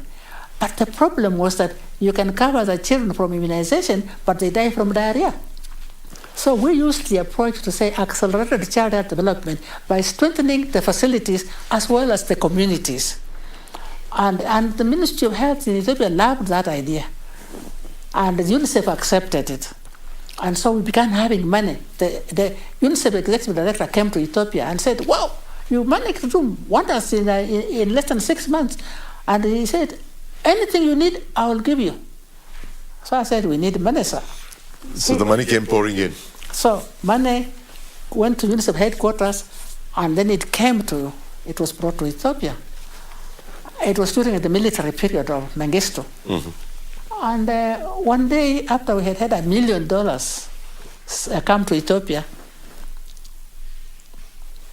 a member of the military came to my office and said, we really appreciate the fact that you are getting money to Ethiopia. I said, thank you very much. I hope we can help the children of Ethiopia so that the families and communities can be well. He says, well, you know, it is not only children who are poor, we are also poor. We don't have much money ourselves. I said, sorry, sir, I hope things will get better for everybody. Then he says, well, I have a list here which you have just received, which you have just received, and I'd like you to sign it. So I look at the list, I say, but I don't know anything about this list. And he says, I developed it with your accountant. These are the kind of things that you have you receive in the office. I said, but I haven't received this thing, so I can't sign for it. He says, but it's only $200. Sign it, and let's get the representative give this money to us so that we can have a little. Next time we can make it more, so you can also have some. I said, but I can't do it. And he says, but why can't you do it? The UN will not. I can imagine your reaction at that point in time. Yeah. The UN will not miss $200 or even $800 or even $1 million. After all, the UN has given us $100 million. Even $1 million the UN will. I told them, no, sir. The moment the money is given to Ethiopia, it is no longer UN money. It is now Ethiopia children's money. And I cannot betray the children of Ethiopia by signing something that I have not received. Then he became violent. And he tucked the pistol by his side. And he says, this is not Kenya, this is Ethiopia. And in Ethiopia, people can disappear without trace. People can be dead, can be killed without any legal work. So don't think that you are in Kenya. I said, but sir, I can't betray the children of Ethiopia. And he walked out, he said, don't think you are in Kenya, and he banged the door and left. So after this, whenever I had a bullet sound at the back of my head, I wondered if it was for me. For you. But I said, look, God, I'm in your hands. I cannot betray the children of Ethiopia, because if I sign the first $200, maybe the next... But we really need people like you. Can you imagine if there was somebody else who could have been compromised? Yeah. All the children of Ethiopia would have suffered immensely because the money would have been misused. Yeah, very easy. And then, unfortunately, even the... But you were extremely honorable. Well, you know, the thing is, even auditors would didn't get scared of anyone, didn't get scared of his pistol. Yeah. And told him on the face, this money is for the Ethiopian children, stay away. I just said it is the children of Ethiopia money, it is no longer UN money. And in Kenya, before I went to Ethiopia, I had also faced the same problem with the University of Nairobi, where the bosses, when they saw there was a little balance in the project I was doing, the finance officer called me and said, thank God, you have saved some money for us. I asked him, saved some money for you? He said, yes. You see, the project has ended and we still have a balance. I told him, you know, this project is the national pilot project. And so I was very clear on following the expenditure line so that the Ministry of Health can accept it. If we are expensive, they will never accept it. And then the people of Kenya will be suffering. He said, no. And I said, no, but I cannot sign this because it will kill the project. It will kill community health.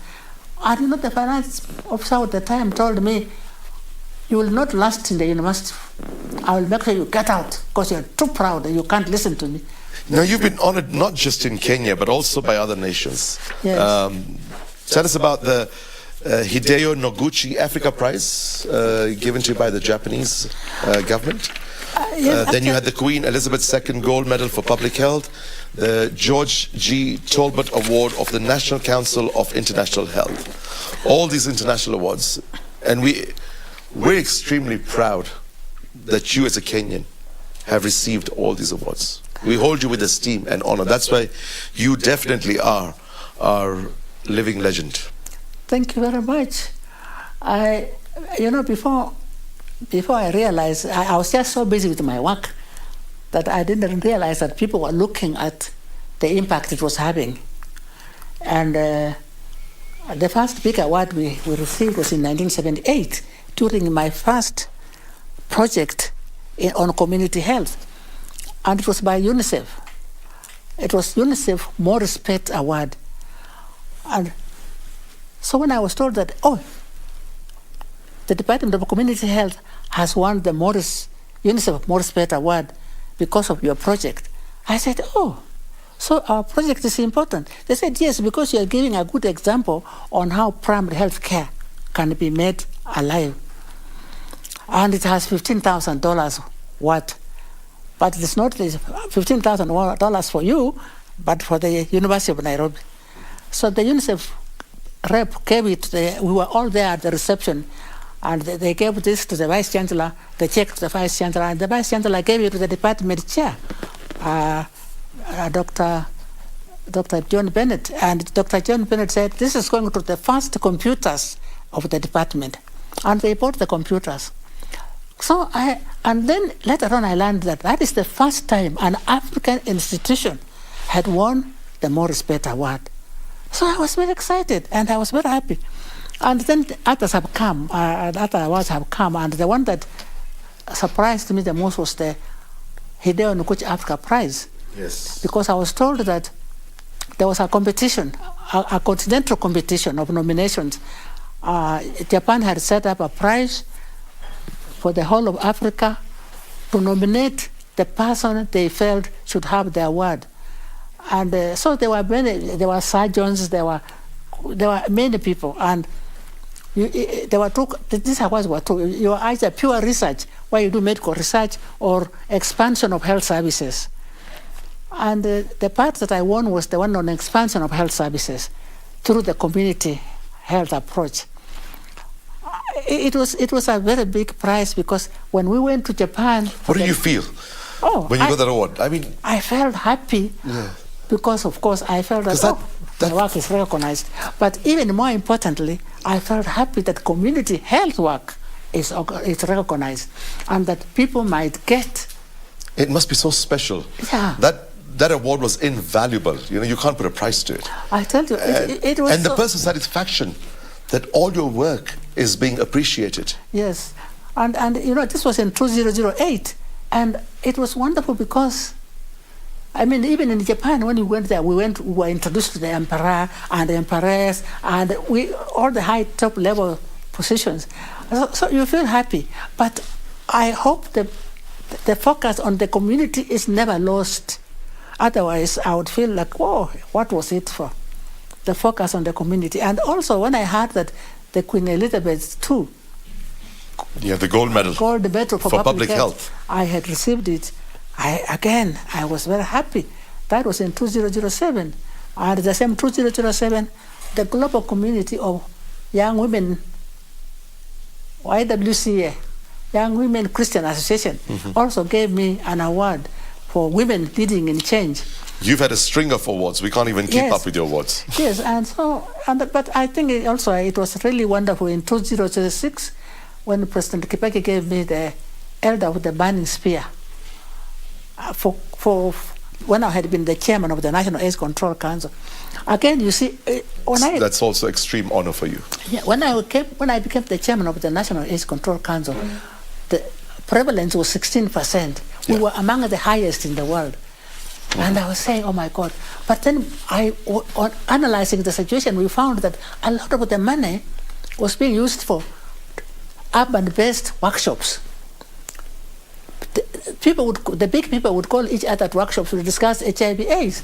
When I became chair with my board, we said, this has to change. It has to go to the people. Talking about pandemics, the COVID-19 pandemic, you're also a commissioner on the Lancet COVID-19 Commission, which is chaired by the famous economist Jeffrey Sachs. That's again a very honorable position.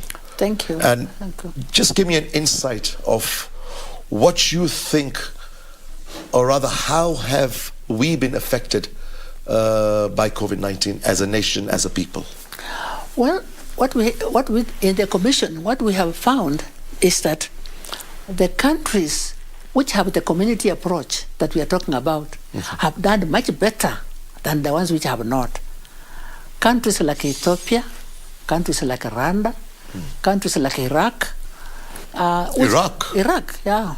Wow, that's interesting. Iran, not Iraq. Have done very. Countries like South Korea have done very well because they have the community approach. We have done reasonably well, but not very well because we don't have a complete community approach in place. Now, when Kenyans, for instance, on this commission, we are asked to comment on our countries, and it is very difficult because you'll say, what we did today's prevalence rate, it has gone down or it has gone up, but what is the population base? We don't know the population base, and you see where the community approach is used. You can do it you can know the best because the people are known, the population numbers are known. So you can say this is the best and this is what is happening. So you are going up or you are going down. So we have done reasonably well. And actually nobody knows why Africa has done so well. So do we get a true picture when we say the rate is 4%, 3%, 2% on sample testing of 3,000 people or 5,000 people.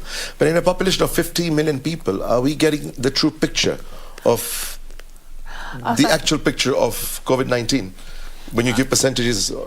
As a public health professional, it is very difficult to get a true picture from that kind of approach unless you do sampling, unless you use the sampling process where you are actually sampling, stratified sampling, so that you know that the people I am testing represent such and such a community.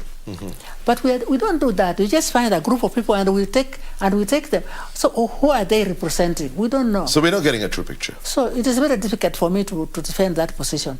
So I really admire you. So I think the conviction, the belief, the faith you have in God. Yes.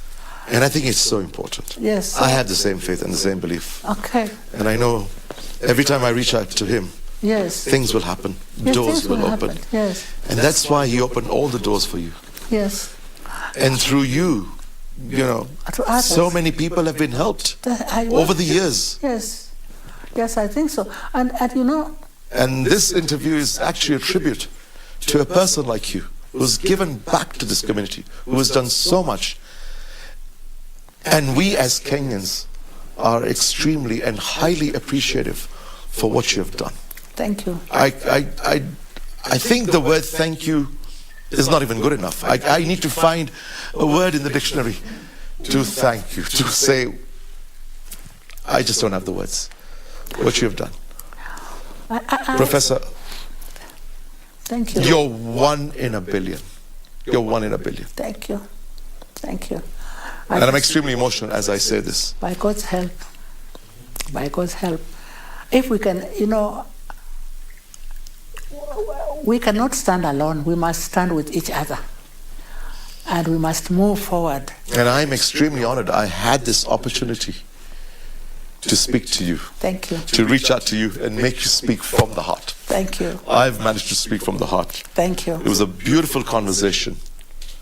A teacher, a doctor, an academic, and a believer in a holistic approach to public health. Her work for the last 55 years has defined how public health in the region is run. It's been an extreme pleasure speaking to living legend, Professor Miriam Were.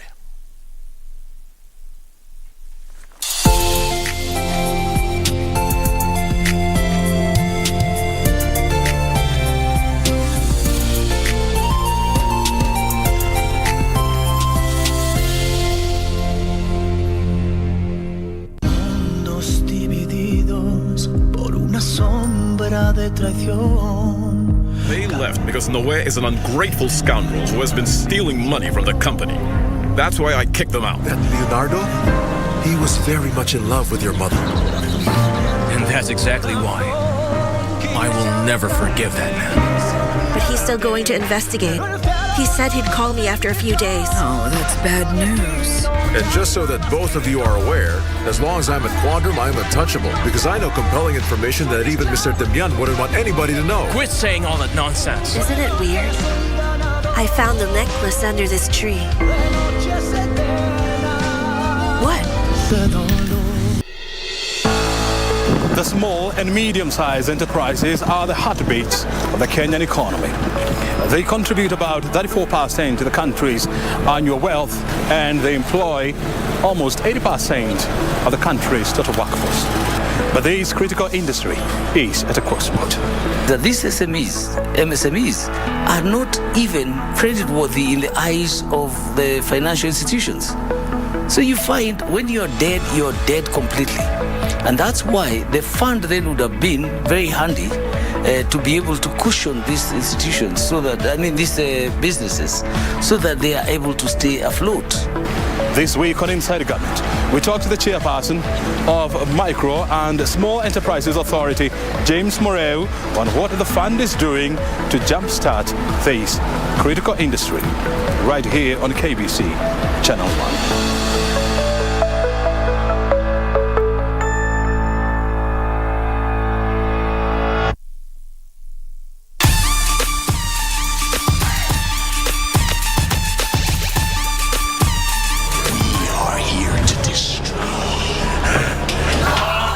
The mighty will fall. Driver! The members of Contra Unit! How have these guys not even been suspended or banned from MLW yet? After what they did to Ace Romero, after what they did... Oh my God! Oh my God! Get some help out here! They just set the man on fire! Against the former champion! Oh no!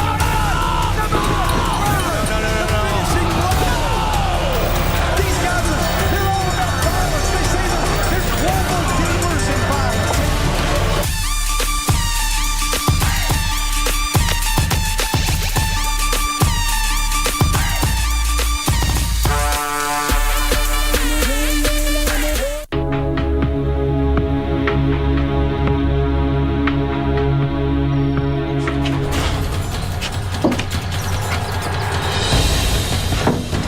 You said we need that document. You said so yourself. What's wrong with you? I can't find it. I can't find the inhaler. Philip, what are we going to do? He's going to die now. Hans, come on, help! You can never be too careful. I don't know what to do. Tell me what to do. Do something! What something? I don't know anything. Do something, Philip. Do something! If anything happens to my son, even a bruise, I will never forgive you. I will never forgive you. But you went.